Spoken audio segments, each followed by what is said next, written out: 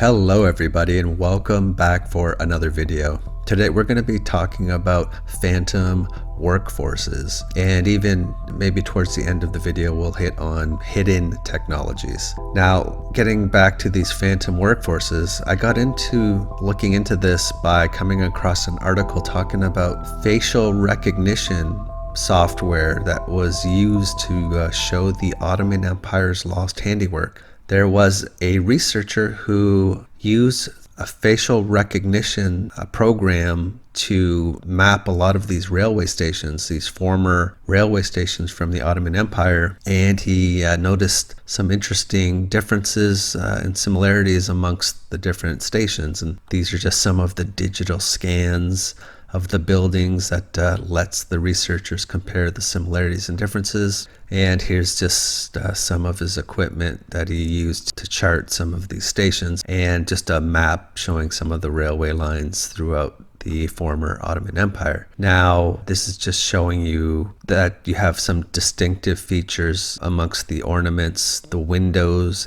and the doors. So initially the plans called for a uniformity amongst all these stations, but he noticed some very interesting differences. And as I was reading the article, things really started to get interesting for me anyway, from a hidden history perspective, because he goes on to state that the stations built by the Ottoman Empire workers diverged from the original plans created by German architects. So you have these plans that were actually created by these outside influences, these German architects. Okay, fair enough. But this is where things get interesting. So in the late 1800s, railway stations were built across Canada and the Ottoman Empire, and in each country a centralized team of architects was charged with designing dozens of similar looking buildings throughout the vast frontiers. Okay, but it turns out most of the designers had never been to the places their buildings would go, so they had no idea whether there were steep slopes, large rock outcroppings, and other terrain variations that might have led to design changes. So the people designing these stations had never been to any of these locations where these stations were going to go. Not a good idea, right? Not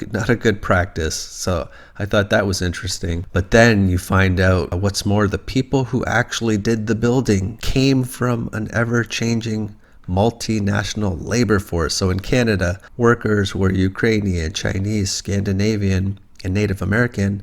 And in the Ottoman Empire, the workers were Arab, Greek, and Kurdish. So you have all these workers who are foreign to these areas, and you have these architects who have created these plans for sites they've never been to. So these workers, supervisors had to follow directions given in languages they didn't speak, and understand blueprints and drawings labeled in languages they didn't read. So these people on site were given blueprints in a completely different language. Like, I understand in case of the Ottoman Empire, you had these German architects, but in addition to not having a site survey, you'd think at least they would take into consideration the people that are going to be implementing these plans might need to be able to understand them. But you didn't even have that.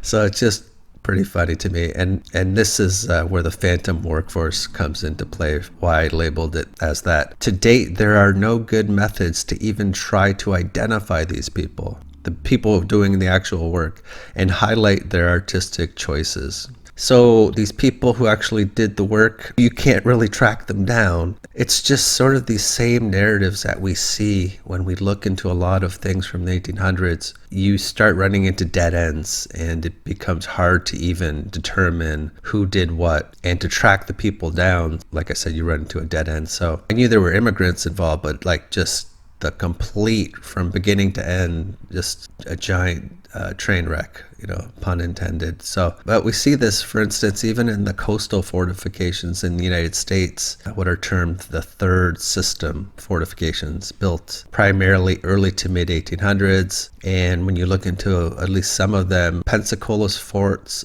built by slave bricklayers, and these are just a couple of these forts here in Pensacola. But in these forts, by the way, these are the forts that were using this rediscovered cement, this natural cement. It is implemented in all of these over 40 brick forts, and most of them are composed of millions of bricks. So it's sourced from a single type of limestone. When it came time to do restoration on a lot of these forts, they didn't even know that this type of cement was being used, and it can be also found used on the facades of a lot of these older structures, including the Charleston City Jail. So I think a lot of these structures are much older, but even the whole industry itself, turns out no public statistics were kept for the entire industry. So once again, dead end. So there's that. But shifting gears a little bit, I wanted to stick along in the lines of talking about these railways and the water towers, because in Canada anyway, along the Pacific Railway, you find about 80 kilometers, every 80 kilometers, you would have these octagonal water towers, and there'd be a water tank within them. But as I was doing some digging, the people looking into these older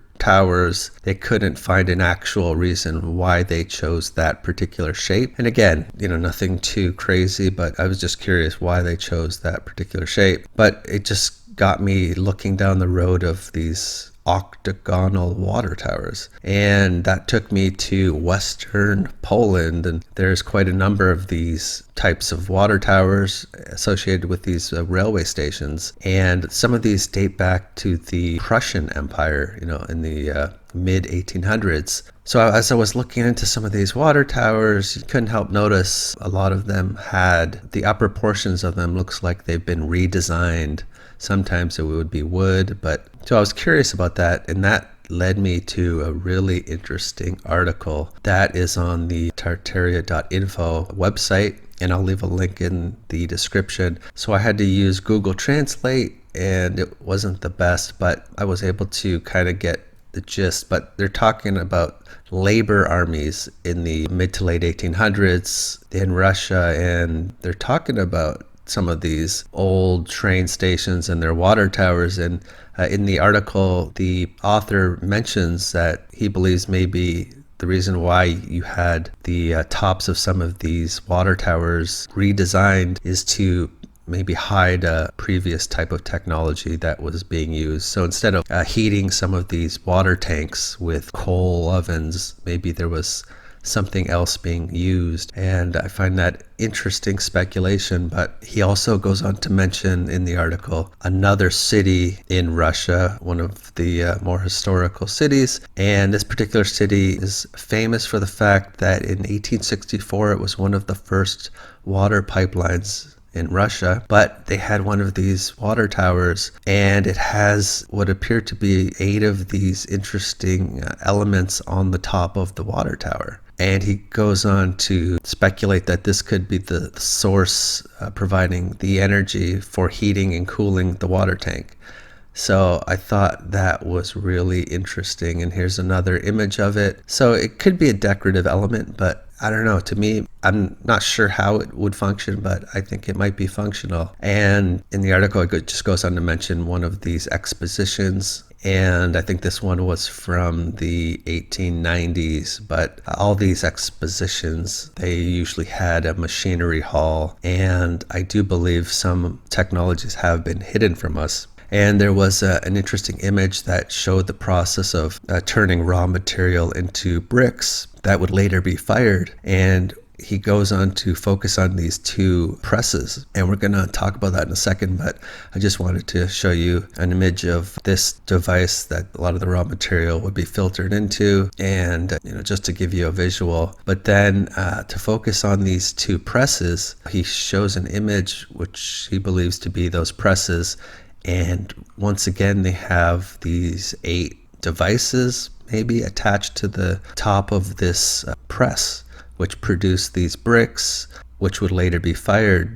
And he speculates this is the energy source allowing this device to function. So that is interesting speculation. Now, this device is nowhere to be seen in our present day, and I believe it's called a Milnes press, but I couldn't find anything on it. But I just wanted to mention it because I thought it was very interesting. and some of the stuff, I'm not sure how it would work, but it's interesting to talk about nonetheless. So just interesting aspect to this, alternative history is maybe some of these hidden technologies associated with some of these railway lines and these water towers, and I kind of just wanted to mention it to you guys. So I think I'll leave it here for today, but I do want to give a big shout out to all my patrons. Really appreciate and thank all of you for your help and support. So thank you very much.